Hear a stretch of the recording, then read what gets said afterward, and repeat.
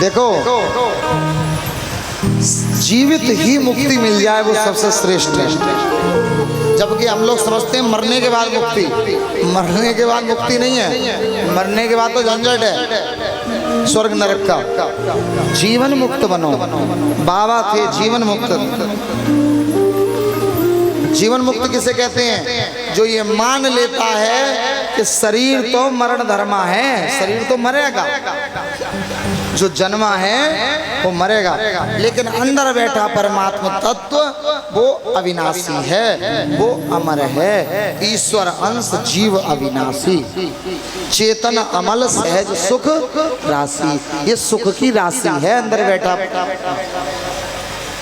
पूरी उम्र चली जाएगी, चली जा रही है उम्र धीरे धीरे, चली जा रही है उम्र धीरे धीरे।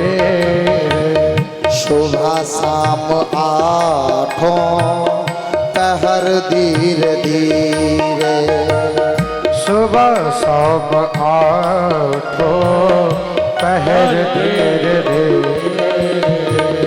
चली जा रही है उम्र धीरे धीरे,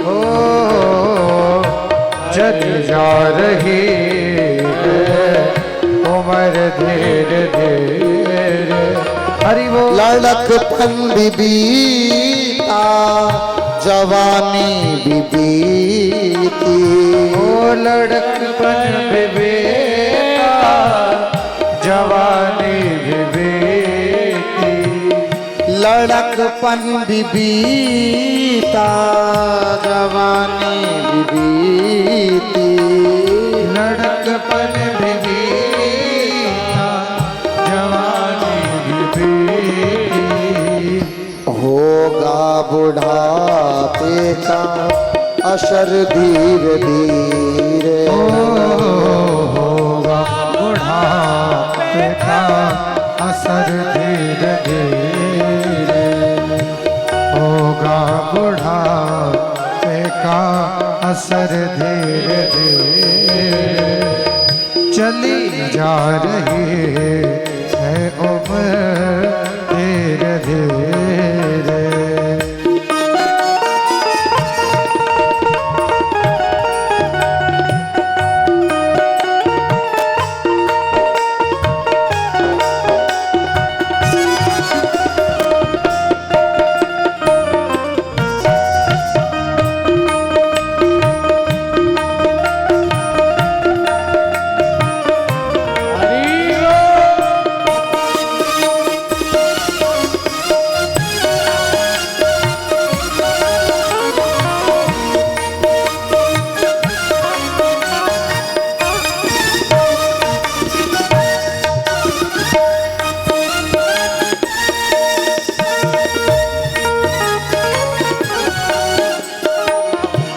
इन हाथ पाँव में बल ना रहेगा, तेरे हाथ पाँव में बल ना रहेगा, इन हाथ पाँव में बल ना रहेगा, तेरे हाथ पाँव में बल ना रहेगा। झुकेगी तुम्हारी कमर धीरे धीरे, झुकेगी तुम्हारी कमर धीरे धीरे।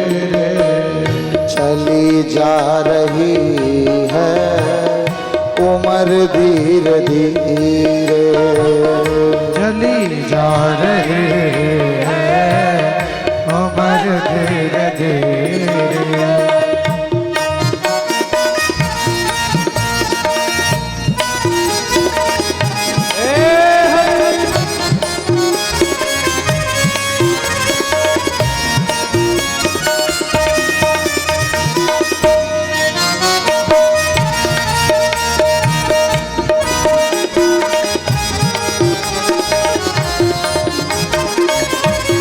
जय जय।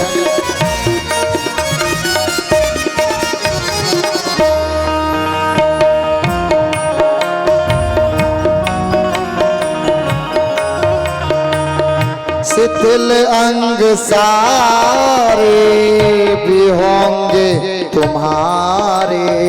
ओ शिथिल अंग सारे भी होंगे तुम्हारे। शिथिल अंग सारे भी होंगे तुम्हारे। ओ शिथिल अंग सारे भी होंगे तुम्हारे। तभी होगी मंद नजर धीरे धीरे। तभी होगी मंद नजर धीरे धीरे। चली जा रही है उम्र धीरे धीरे। चली जा रही है उम्र धीरे धीरे।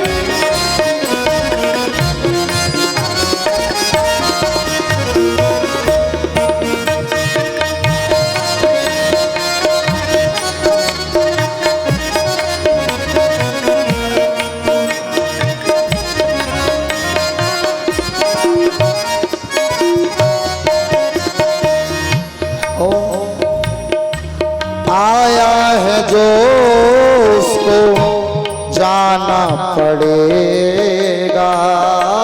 आया है जो तू जाना पड़ेगा।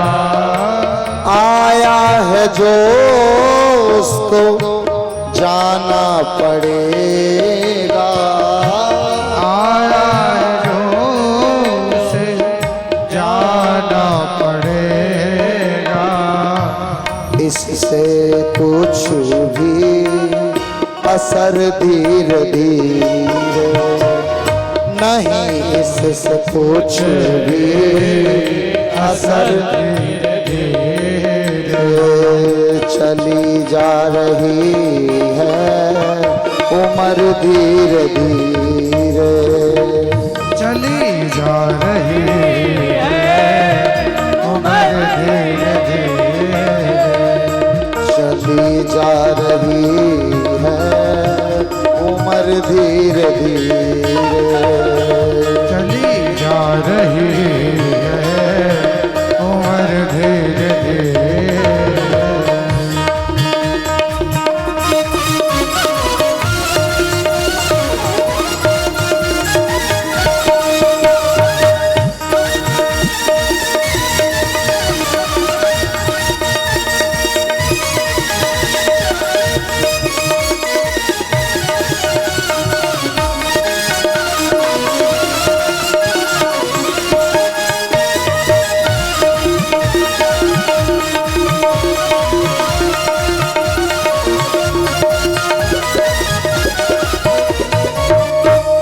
बोलिए श्रीमद् भागवत महापुराण की जय। कथा समाप्त नहीं होती है, कथा विश्राम होती है। कथा कभी पूरी नहीं होती है, कथा हमेशा आरंभ होती है। यहाँ विश्राम होगी, आगे शुरू हो जाएगी। तो कोई कहे कथा हमने पूरी सुना दी, हम तो ये कह नहीं रहे हमने पूरी सुना दी, लेकिन बाबा की कृपा से ये परम सौभाग्य हमें प्राप्त हुआ। बाबा की विशेष कृपा प्राप्त हुई और आप सब हरि भक्तों को कथा सुनाकर बड़ा आनंद प्राप्त हुआ। आप सबने बड़े हृदय के साथ कथा सुनी, बड़े भाव के साथ कथा सुनी। 7 दिन तक शास्त्र में विधान है कि कथा की दक्षिणा देनी चाहिए। दक्षिणा के रूप में आप पैसा मत दो, ऐसा बाबा की कृपा से कोई दिक्कत नहीं है। अपना एक अवगुण छोड़ो। आपको क्रोध ज्यादा आता हो तो क्रोध छोड़ो। कोई मदिरा पीता हो तो आज बाबा के धाम पर बैठकर मन में सोचे तो मैं वो हरि भक्त हूँ, मैं हरि बाबा का शिष्य हूँ, मुझे ये काम नहीं करना चाहिए। पावन भूमि पर तो बिल्कुल नहीं करना चाहिए, हरि बाबा की भूमि पर तो बिल्कुल नहीं करना चाहिए, धाम की भूमि।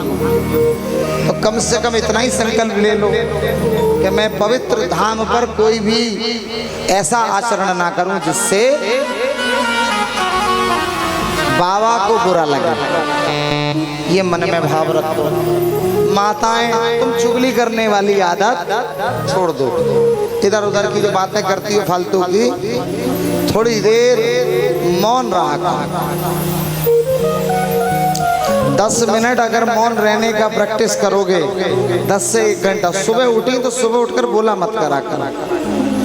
तुम में से कहीं कहेंगे सुबह ही सास की नजर पड़ जाती है तो गुरुजी कितना ही बड़ा मौन हो फिर तो खोलना ही पड़ता है। भाव से बोलो राधे राधे। अच्छा, कथा समझ किसको नहीं आई वो हाथ खड़े करे। अच्छा, कथा किसको समझ आई है वो हाथ खड़े कराए। बहुत सुंदर, बाबा की कृपा है ये सब आप पर, हमने कुछ नहीं किया। और देखो हंस की तरह मोती चुनना, कोई चीज आपको गड़बड़ लगी हो तो उसे भूल जाना, छोड़ देना, काम की बात अपने जीवन में उतारना। कथा सुनने का मतलब है जीवन में आचरण करना। चाहे आप श्रीमद् भागवत कथा का श्लोक आर्धम श्लोक पादम वा, अगर आधे श्लोक से भी आधा कोई अपने जीवन में उतार लेगा तो उसका जीवन धन्य हो जाएगा।